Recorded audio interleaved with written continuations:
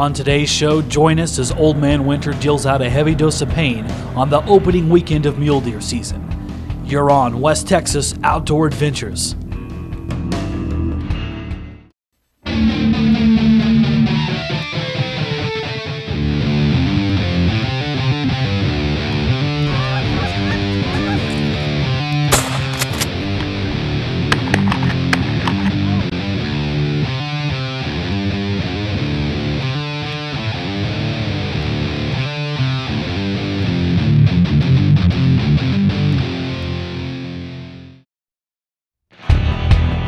I was really excited for the opening day of mule deer season in West Texas. It was actually going to be my first time to hunt mule deer. I grew up in whitetail territory, so this was going to be a new experience for me, and we get out there wide open territory. I knew this was going to be a really tough hunt, and it got even tougher on Friday because the weather drastically changed.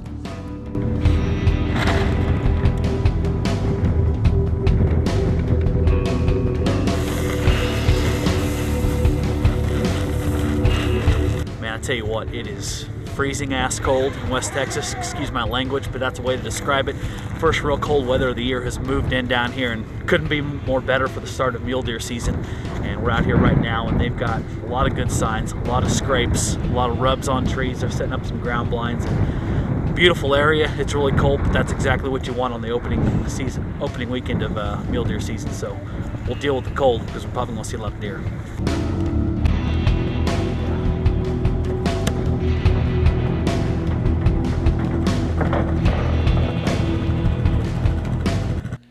Saturday morning, season's open. We get out there and man, the weather has just gotten more miserable. Freezing rain coming down, sticking to everything that it hits, making it really tough on us. We get situated in our blind, and we're hopeful there's a food plot right there. The deer might come in looking for an easy meal on such a miserable day, and we were right. Early on, Jared looks over at me and says, "Hey, we got a big bodied deer out there. I can see him." And I could barely see him out there. The camera sure as heck can't see it, and I'm just sitting there praying, "Hold on, Mr. Deer. Just stay there a little bit longer so I can get this one on camera." But it wasn't meant to be. The deer was starting to walk off, and I looked over at Jared's face, and I could tell he was nervous. He knew it was a big deer, and I wasn't going to deprive him of that 30 minutes into the season. If I'm on the gun or the bow, that's fine. I'll pass up a shot to get it on camera because that's my job. But Jared's worked his butt off the entire year out there making sure this lamb was ready to go, and I'm not going to deprive him of a deer. So I looked out there and I said, "Shoot him."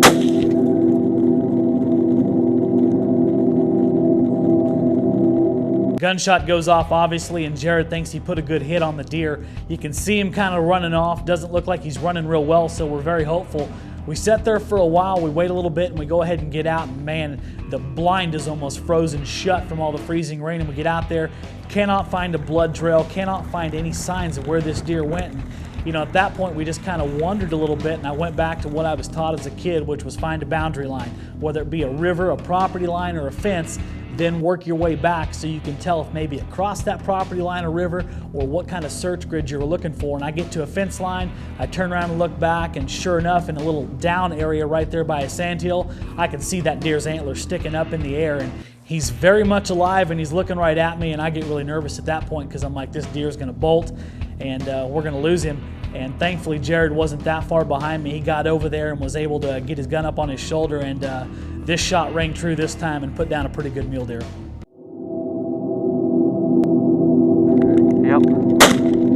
Nice shot, brother. Hey, there you go. Got it, baby. That baby.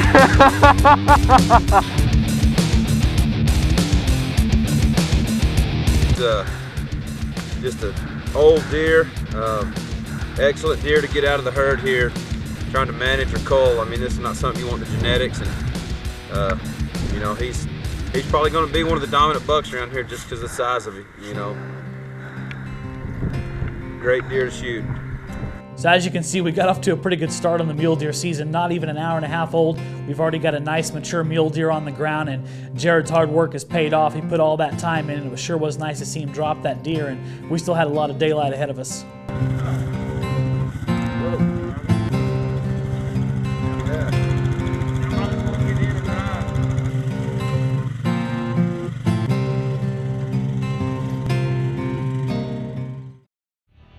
We get Jared's deer dropped off and it's time to go right back to work on mule deer hunting. This time Travis is going to be on the gun.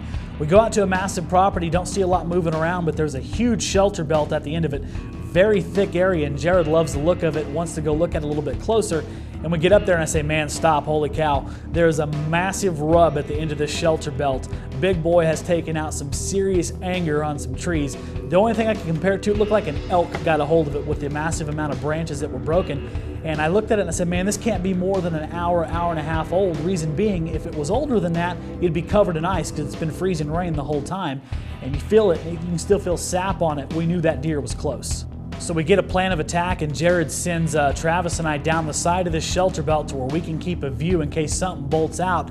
And Jared tries to go into the shelter belt a little ways to see if he can get some eyes on whatever might be in there. And we're walking along, and I'm about 20 yards behind Travis, and all of a sudden he turns around and looks at me, and that kid's eyes were as big as dinner plates. I knew he was excited about something, and I got up there and I saw what he was excited about. There's a huge mule deer at the end of this shelter belt, and he's moving fast. And we don't have much time to react, and I'm telling you what, the deer's running dead away, and Travis just puts a great shot on this deer.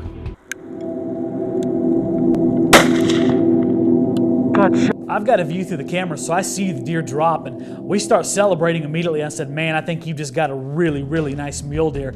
We're going about our celebration. All of a sudden, I look up out of the corner of my eye. I can see that deer's back up, and our celebration came to a halt real quick, and we had to go back to work. Yeah. All I saw was one thing. He's up. See, there he is. Right behind that tree.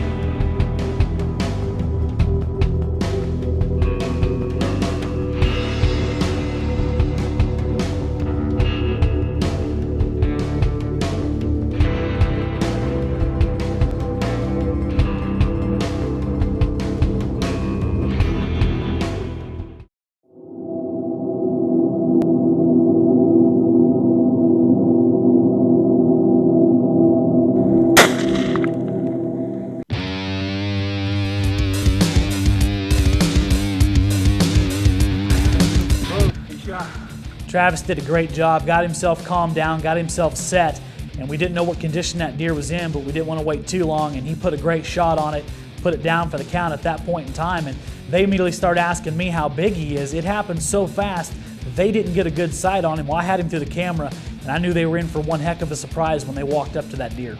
God. Yes, sir. What's that gun, Trav?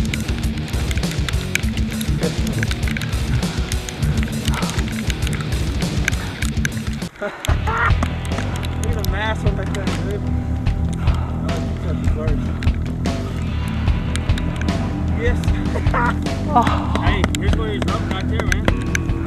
I was so happy for Travis. You know, him and Jared were very excited. We all were. This is a very big deer, 13 scoreable points by the time we got up there, and just a beautiful West Texas mule deer, and I'm so happy to see Travis be able to get that deer.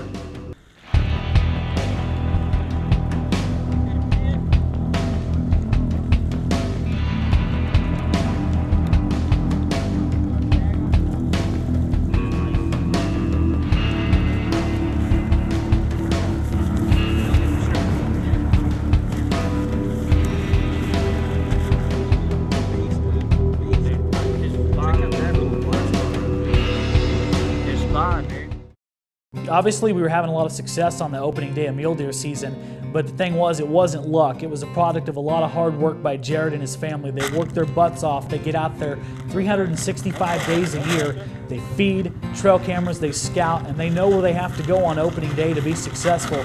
It's a family affair for them, and I was very happy for all of them to see them have that success on day one.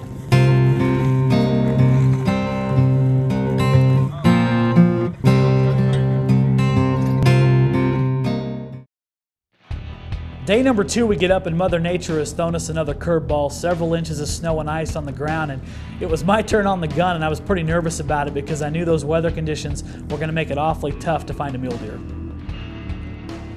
It was pretty obvious the weather was getting worse, and we just weren't going to get on a mule deer that day unless we jumped one out of a bedding area, and we tried. We put in a lot of footwork, we saw a lot of good signs, but it just wasn't meant to be for me on that day. And By no means am I disappointed. I got to see several nice mule deer harvested by a variety of hunters over opening weekend, and at the end of the day I got to be out in Mother Nature and all of her gifts. I actually enjoy the cold weather, and being out there and hearing all those things and seeing all that wildlife reminds me of why I do this.